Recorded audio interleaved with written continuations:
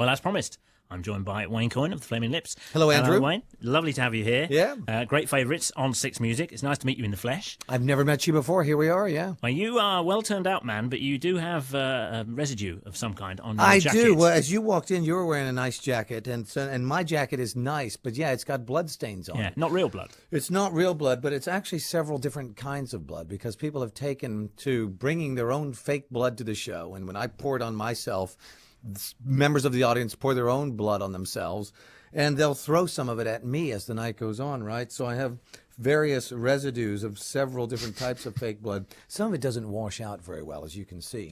Yeah, but people wonder, it's like, how many suits do you have? If you pour blood on yourself every night, you just throw the suit away. Of course, no, because I'd either have to do a lot of shopping or carry a lot of clothes with me. So I have 3 of them. And I wash them sometimes just in the bathtub. Right. After the show, they'll just sit in there all night, and the next day dry them out. Yeah. I love it because they tell 1,000 stories. Your clothes now. You say. Well, sometimes I'll forget. Today I was getting some coffee, and the woman behind me said, "Oh, what happened?"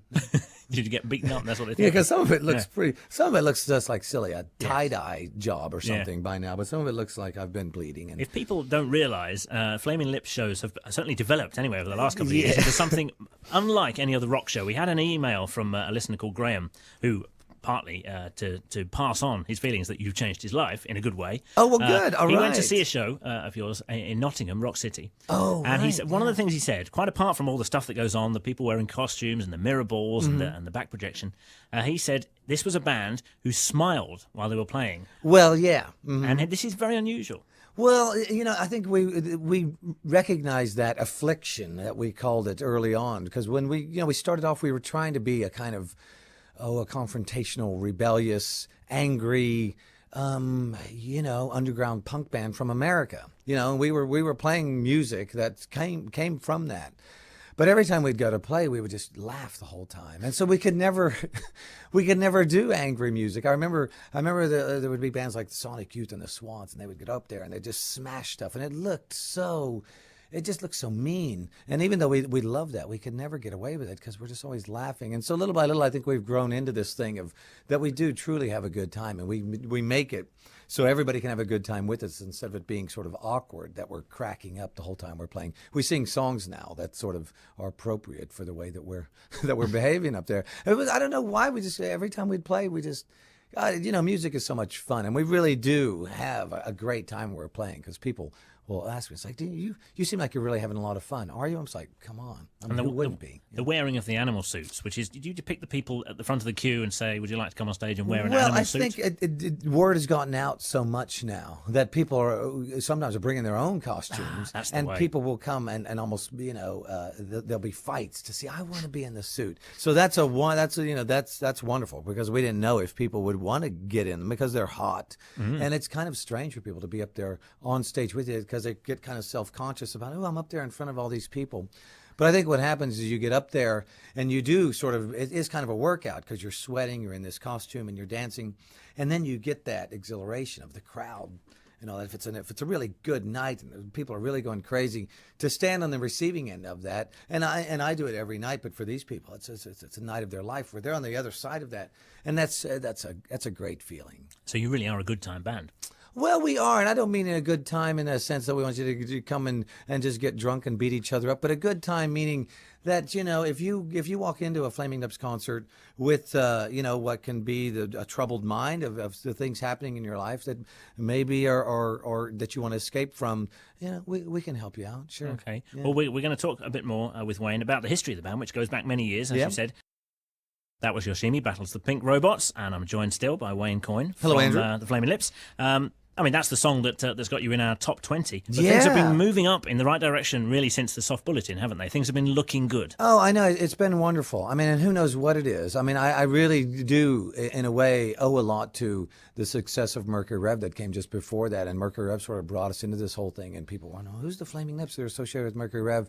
And this, and then our success has come really, in a way because of the exposure from that. And all these people who have believed in us in so long. And who knows what it is that makes people think, oh, I'm drawn to this now, to where I wasn't before. But our music has always changed. I mean, we've always kind of been moving around, and sometimes just the thing that you're doing is the thing that people like to listen to. You never know how it's going to go. If people don't know, you actually shared a member of Mercury Rev, or Oh, exactly. Jonathan was in the band for a exactly. brief time, wasn't he? He was. I think it was only a couple of years, but I've known him really since, I think, 1986. We went up to where he was going to college in Buffalo, New York. And he was a sort of a guy who put on shows, and we played a show there and spent the night with him and the guy who's in his band now called Grasshopper. And we played guitars all night and talked and smoked cigarettes and drank like you do. And he quit school and came on tour with us. Yeah, we ruined him. Yeah, You did. You ruined him. Now look at him. Where is he now? Yeah. Who knows where he's gone? You were formed in Oklahoma City, but you were born in Pittsburgh. Well, I was weren't you? born there, but I think they just waited for me to be born and then immediately drove away. Right. And my whole life has been spent in Oklahoma City. I still live there. I'll probably always live there, unless it blows up or something, I have to leave. Which it nearly did once. Oh yeah. Sorry, that was sounded a bit Right, sort of no, right. uncaring. I didn't mean it to be. But yeah, Oklahoma City, yeah. Yeah, but the band, I mean, various members, you've had various members down the years, have come from all over again, haven't they? Well, we started off and we all knew each other as friends in Oklahoma City. And even my younger brother was in the band at one point. And then luckily, I mean, because we've just been a band for so long, we've been a band since 1983. We put out our first EP in 1984. And luckily, I've run into people along the way who, you know, were drawn to me, luckily, because I didn't know the talents and the abilities that they had. And like you said, people like Jonathan Donahue, and he brought along with him Dave Fridman, who now is this great genius of a producer who doesn't just do our records, does a lot of people's records. And then even since then, the current members of the band, Steven, and one of the guitar players, Ronald, who was with us for a while. And all these people, in a sense, were drawn to me, say, hey, Wayne, I really like what you're doing.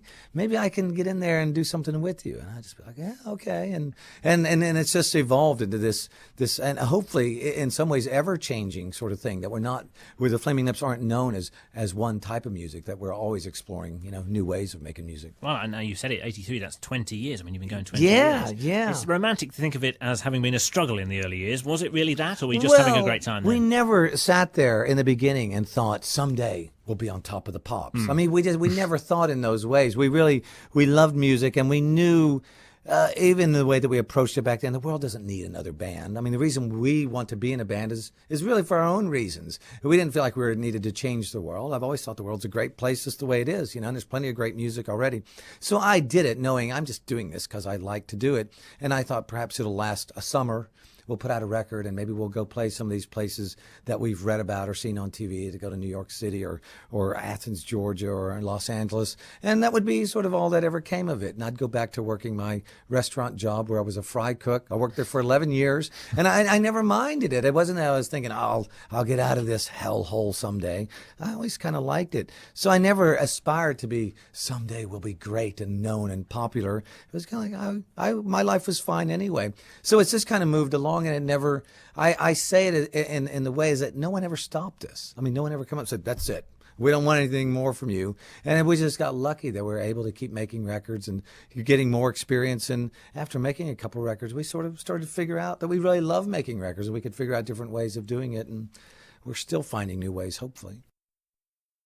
Nice to hear She Don't Use Jelly by Flaming Lips again. Yeah, Coyne's still with us. That's 10 years ago already. That already seems like old stuff, yeah. Well, at the time, you know, anyone who brought that album at the time, even though, as I say, you know, it got you onto MTV, that single, it still felt like you were, you know, an alternative to the mainstream. Exactly, yeah, exactly. I still think we're lucky that people view us that way. I was talking earlier about how when we played Glastonbury, we were on the new band stage. And it was the year 2000. We'd already been around for 18 years. And people sometimes will remark, say, Wayne, don't you think that's awkward that you're playing the new band stage? And I say, no, just the opposite. I think it's the best thing in the world to have been around as long as we haven't, but still be viewed as current. Yeah, that's sort true. Sort of having something of the moment to say, you know, within music. Because it must be horrible to be, you know, relegated to the oldies file just because of how long you've been around. And That is actually a very poignant thing to yeah, say. and I love that. I hope I'm always, you know, in there with the current guys, and it's not a question of age; it's a question of ideas. So how important was being on Beverley Hills 90210? Well, in which a way, we were very lucky because we we were very, cynical, and we were weary of what this sort of mainstream stuff was really all about. We came from the underground, and we valued the ideas of the underground, all these sorts of things. But we were coming to a time where we didn't know what all that meant anymore. And on the day that Beverly Hills 90210 called, we were just lucky enough to say, let's go for it. Instead of thinking, oh no, we're too cool, or it means something that we're against or whatever. We said, this is just going to be an absurd moment. And we went and we had a blast, and the people were nice to us, and all of our friends and family who watch us on TV, and it's still in reruns. I'll still turn on TV once in a while and see, it's going to be us in the Peach Pit here in 10 minutes. And it's just all these crazy, absurd things that can just happen to you if you let experiences happen to you. I could never have thought of anything as good as being on Beverly Hills 90210 myself. Luckily, they called. Luckily, we said, yes, let's do it. Because I'm sure they had 100 bands who would easily have done it if we wouldn't have done it. And so, yeah. What about the film that you're involved with? Because I think people will be interested to hear about this. I know sometimes people think, oh, who do you think you are making a movie? You think you're some director or something like that. But it really isn't as ambitious or as brave as it probably sounds. I'm making the film. It's called Christmas on Mars, which seems a very appropriate Flaming Lips type of movie. Who else would make a movie about Christmas in outer space? I mean, I think we're well equipped for that. And of course, we'll do the music. We'll do the soundtrack for it. And we're even going to be in it. I play the part of the benevolent Martian that lands and helps the broken down space station fix their oxygen generator, which is on the blink and they can't fix it. So I'm sort of the Martian lands, and he sort of becomes the Santa Claus of the night, and that's a perfect part for me, don't you think? Absolutely. The alien who he is secretly the Santa Claus. That's my movie, so I get to pick the parts, Well, it has been said that you look a bit like Doctor Who in your current incarnation. Well, that's what people say. You put on a scarf and a suit, and you become Doctor Who. If you're British, for sure. Yeah. And so, but I'm making the movie with some friends of mine who are filmmakers themselves, and they've made some accomplished films, and the same guys who I've done, probably 20 music videos with by now. So, and really, it's all familiar territory for me. To me, I when people say, how do you think you're going to do it? I say, it's like making 40 music videos and just putting them all together. And making music videos is a pretty complicated, long and hard process. And so, but to me, it wasn't out of step with the sort of ambitions that we were having anyway. And, you've always been an ambitious band. You are the band, after all, who made 4 CDs that have been played simultaneously. I'm not sure. I've never tried that experiment. Right. Well, I did it not trying to be esoteric or to exclude what is more of a mainstream audience that really just likes to listen to music, say, while they're doing the dishes or something at home. And I love music for that same reason. But I made it specifically for people who are involved in music, people involved in music production, and to see, perhaps that they would see new possibilities in what you can do. And I made this thing. There is actual surround sound CDs now, but I was making it in a sort of extended surround sound where you get 4 separate CD players and playing systems.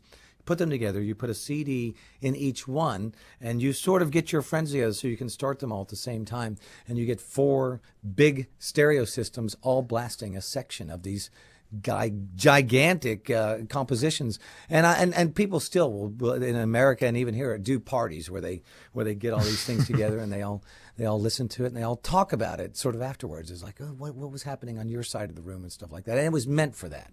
You are a unique man, Mr. Coyne. Oh, well, thank you. Thank you for the music, as I could say with some sincerity. Thank you very much.